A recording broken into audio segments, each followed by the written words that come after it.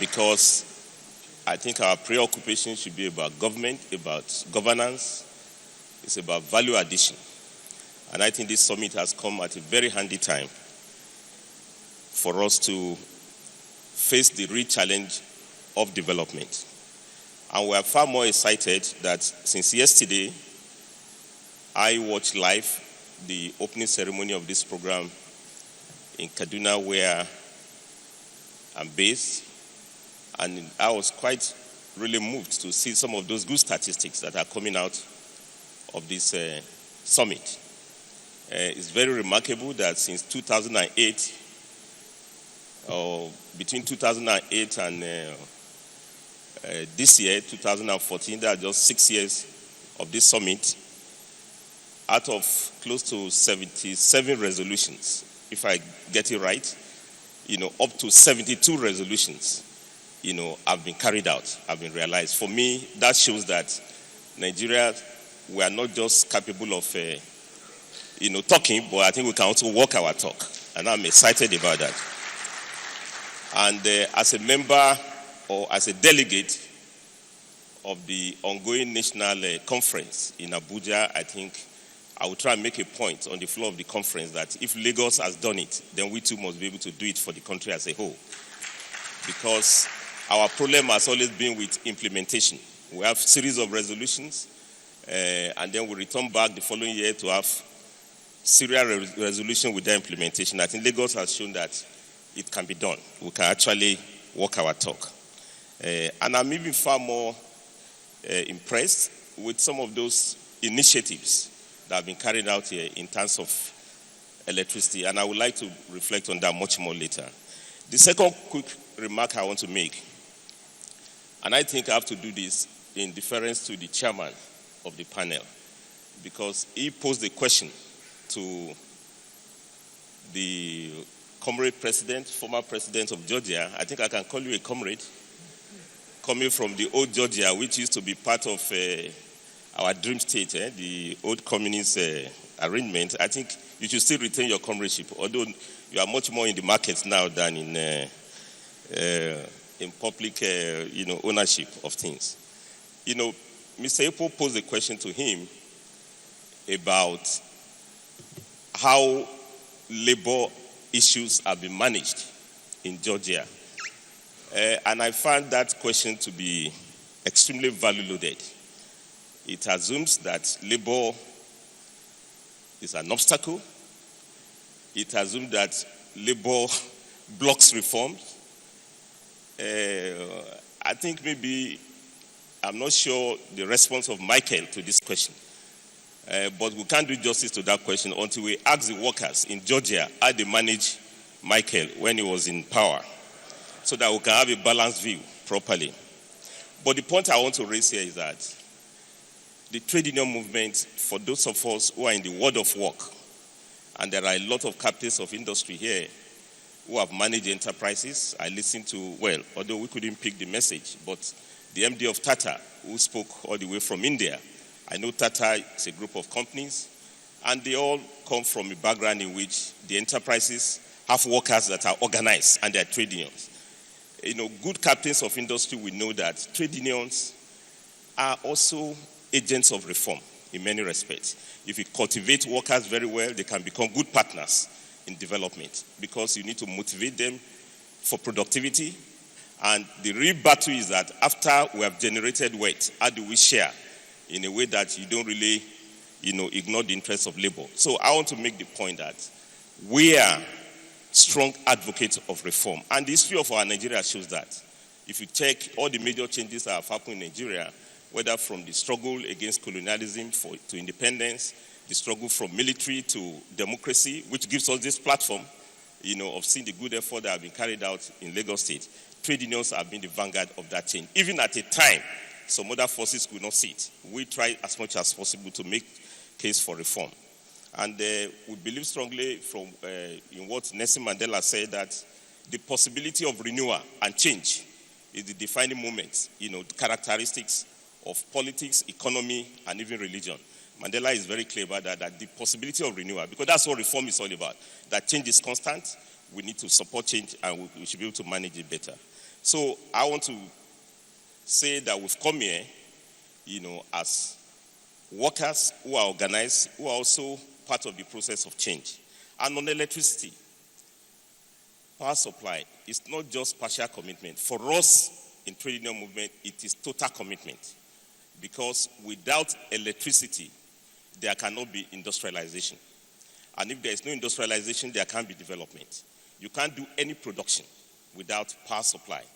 And we are interested in jobs. We can't even get jobs if the enterprises are not there. I grew up in Nigeria, and again, maybe this is the missing link in our narrative. It's easier to go to Georgia, to go to Singapore. I think if you also look at our history, we have enough experiences to copy on. I grew up in a Nigeria in which I never knew power supply. That was in the 60s, 70s, and up to even mid-80s. In fact, when I was in secondary school, they used to beat us to put off light. There used to be light out period. There is a period in which you must put off the light. I also grew up in a Nigeria in which the manufacturing value added in this country was as high as about 25%, on the average. Now we are just less than 4%. The whole industrial estate, great industrial estate of Ikeja, Ilupeju, Sharada in Kano, Kakuri in Kaduna, Trans-Hamadi in Port Harcourt, Aba, those were real industrial estates being propelled by uninterrupted power supply. And I came from textile background. I've been there for almost about 25 years. In the 70s up to early 80s, you can't have plants, being run based on generators. We are dedicated power supply. So electricity is the key. And the story is completely different today.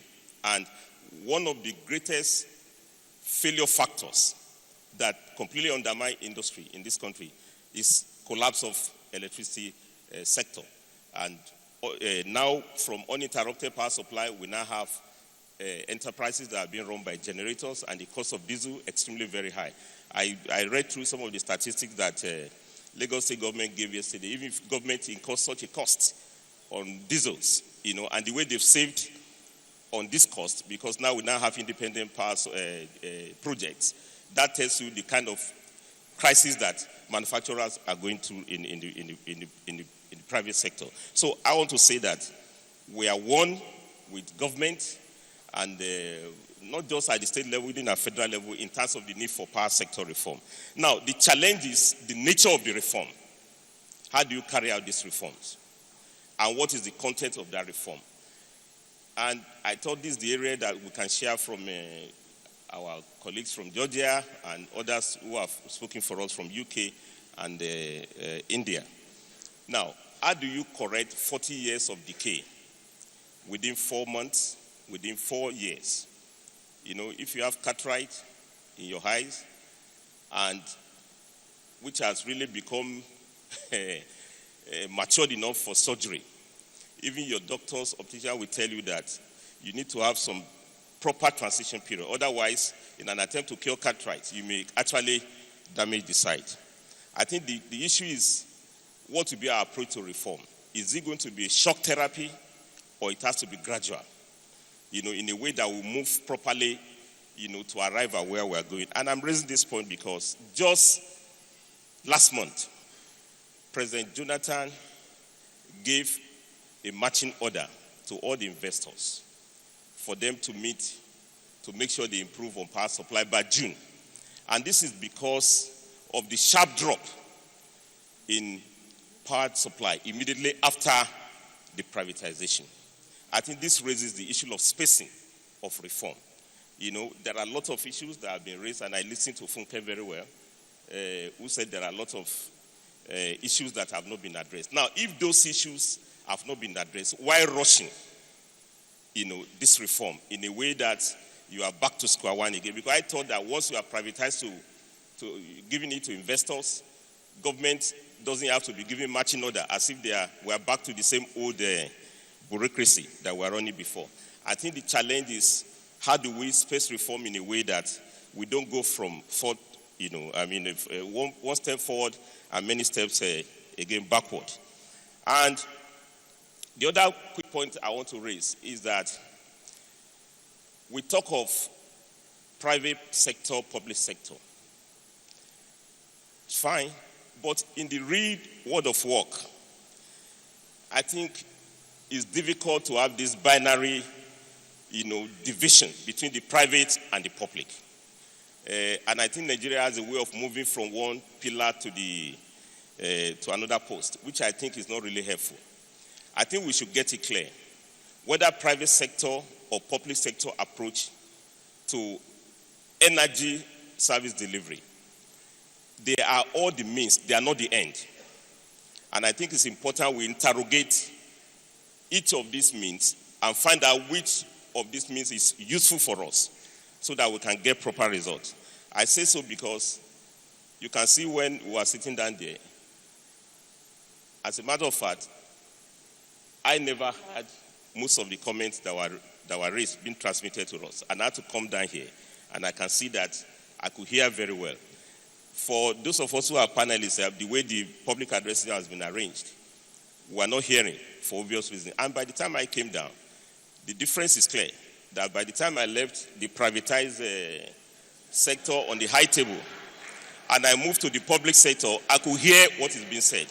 The point I'm raising here is that, you see, we cannot pigeonhole ourselves. What is clear is that we want to communicate, we want to dialogue. And since I couldn't get any reception there, it doesn't make sense to me. I move on here, and I listened to what the last speaker said.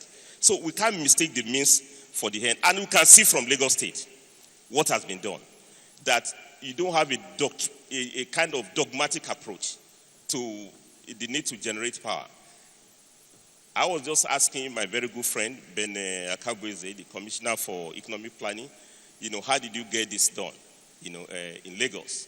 The fact that now you light up schools, hospitals, and the beauty of your project is that it's also classless, because Lagos government has been accused of being concerned more with the rich. I think with power supply, you have no choice, because even the street lights, those of us who ride Molue, we see enjoy the light. But it is through the private public sector arrangement. It's a joint approach, and I think it's led by the government. And I'm so excited that within this short time, you've generated this enough megawatts in which now you light up hospitals. So I want to make a point that we must, as much as possible, break this binary approach that is that public or private. I've told you before, in our history, we had uninterrupted power supply, public sector. Of course, it failed. It reached a point in which investment is low, it's poorly managed. We are moving to another one. I think maybe the truth is in between for us to do the blending. Now, quick one on the labor issues. I think the labor issues, let me round up. I'm rounding up now. On the labor issues, labor issues are diverse. But the basic one is that you must, first of all, recognize the trade unions for what they are. That they are not advisory, they are partners. So if you are an investor, as the workers recognize you, also recognize them as partners in progress. And you should create forum for us to have proper dialogue. All the issues can definitely be resolved. Then the ownership, because if you look at privatization law, there is even a provision that some workers should buy shares of this enterprise. It's time for us to implement that clause, because once we become owners, it's also easier for us to manage very well. Then you need to do proper retraining, of the new workers so that they can get brought to the new the challenge. I listen to Funke very well, and I think there are a lot of more enlightenment that we can do. Then lastly, labor people are also consumers. We're also interested in service delivery, and a situation in which the new investors are eager to charge more fees, tariffs, rather than delivering services will not be appropriate for us. I think it's important that let's see what we are paying for. In recent time, you have high tariffs, yet no power supply. And we are still using our generators, yet we pay tariff, it's double jeopardy. So labor issues are also consumer and Nigerian issues. But on a final note, and I listen to Funke very well, what are we even privatizing? Or what are we talking about? 3,000 megawatts, at the best of time, 4,000 megawatts.